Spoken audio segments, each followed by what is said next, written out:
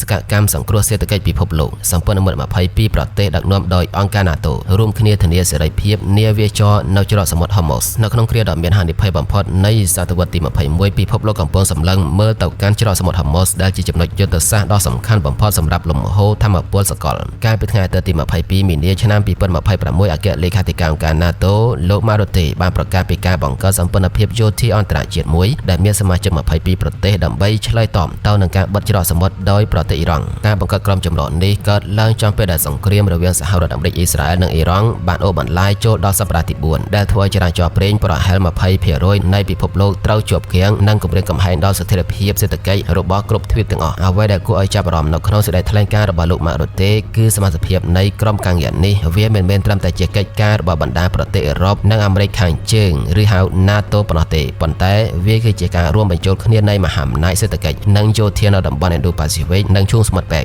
ដែលរួមមានចំពោះសមាជិកស្នូល NATO មានសហរដ្ឋអាមេរិកចក្រភពអង់គ្លេសបារាំងអាល្លឺម៉ង់អ៊ីតាលីនិងហូឡង់ចំពោះសម្ព័ន្ធមិត្តអាស៊ីប៉ាស៊ីហ្វិកដូចជាជប៉ុនកូរ៉េខាងត្បូងអូស្ត្រាលីនិងនូវេសេឡង់និងចំពោះរដ្ឋឈូងសមុទ្រដូចជាអារ៉ាប់រួមនិងបារ៉ែនលោក Marutte បានបញ្ជាក់យ៉ាងច្បាស់ថាអ្វីៗដែលយើងត្រូវធ្វើគឺត្រូវធ្វើការរួមគ្នានេះបង្ហាញពីយុទ្ធសាស្ត្រ Global NATO ដែលព្យាយាមបង្ហាញអធិពលការពារសន្តិសុខនាវាចរហួសពីដែនដីអឺរ៉ុបដើម្បីការពារផលប្រយោជន៍សេដ្ឋកិច្ចរួមទោះបីជាមានការបង្កើតក្រុមចម្រុះក៏ដោយប៉ុន្តែនៅពីក្រោយឆាកដែលមានភាពរកាំរកូសផ្នែកការទូតយ៉ាងខ្លាំងប្រធានាធិបតីអាមេរិកលោក Donald Trump បានបង្ហាញការខកចិត្តយ៉ាងខ្លាំងចំពោះភាពយឺតយ៉ាវរបស់សម្ព័ន្ធមិត្តអឺរ៉ុបជាការឆ្លើយតបក្នុងបទសម្ភាសន៍ជាមួយកម្មវិធី Face the Nation របស់ទូរទស្សន៍ CBS លោក Marutte បានស្នើសុំឲ្យលោក Trump មានការយោគយល់មូលហេតុចម្បងនៃភាពរារាយរបស់អឺរ៉ុបគឺដោយសារសហរដ្ឋអាមេរិកអ៊ីស្រាអែលបានបើកការវាយប្រហារទ្រង់ទ្រាយធំលើអ៊ីរ៉ង់កាលពីថ្ងៃទី28កុម្ភៈដោយពុំបានជូនដំណឹងឬពិភាក្សាជាមួយសម្ព័ន្ធមិត្ត NATO ជាមុនឡើយលោក Marutte បានពន្យល់ថាប្រទេសនានាត្រូវការពេលវេលា2ទៅ3សប្តាហ៍ដើម្បី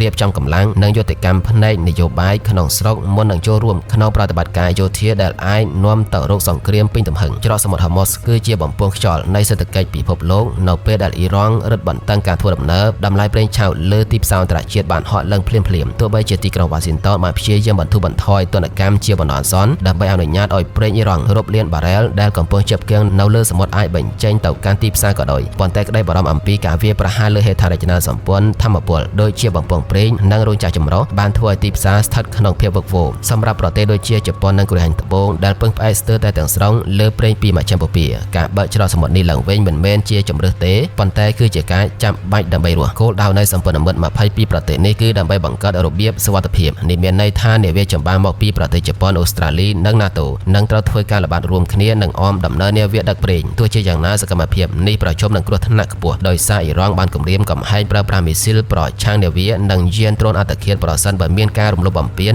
លើដែនទឹកដែលខ្លួនគ្រប់គ្រងមេដឹកនាំនៃប្រទេសមហាអំណាចអឺរ៉ុបរួមមានបារាំងអាល្លឺម៉ង់និងអង់គ្លេសទោះបីជាបានថ្កោលទោសការវាយប្រហាររបស់អ៊ីរ៉ង់លើរដ្ឋឈូងសមុទ្រក៏ដោយប៉ុន្តែពួកគេក៏កំពុងស្ថិតក្នុងសម្ពាធពីលោក Trump ដែលចង់ឲ្យពួកគេបង្កើនការចំណាយនិងកម្លាំងទ័ពឲ្យបានលឿនបំផុតតាមដែលអាចធ្វើទៅបានជារួមស្ថានភាពនេះគឺជាការសាកល្បងដ៏ធំធេងសម្រាប់លោក Marutte ក្នុងនាមជាអ្នកសម្របសម្រួលរវាងមហិច្ឆតារបស់លោក Trump និងភាពប្រុងប្រយ័ត្នរបស់អឺរ៉ុបការបង្កើតក្រុមប្រទេសទាំង22គឺជាសញ្ញាវិជ្ជមាននៃការរួបរวมប៉ុន្តែប្រសិទ្ធភាពជាក់ស្ដែងនៅលើសមរភូមិទឹកនៅតែជាសញ្ញាសួរប្រសិនបើសម្ព័ន្ធភាពនេះមិនអាចបើកច្រកសមុទ្រ Hormuz បានក្នុងពេលឆាប់ៗទេវិបត្តិសេដ្ឋកិច្ចពិភពលោកនឹងផ្ទុះឡើងហើយសង្គ្រាមនៅមជ្ឈមបូព៌ានឹងរាលដាលកាន់តែខ្លាំងពិភពលោកកំពុងរង់ចាំមើលថាតើកម្លាំងចម្រុះ22ប្រទេសនេះអាចបញ្ជាគ្រោះមហន្តរាយថាមពលបានដែរឬទេខណៈដែលការសងសឹករបស់អ៊ីរ៉ង់កំពុងដើរទៅមុខជានិច្ច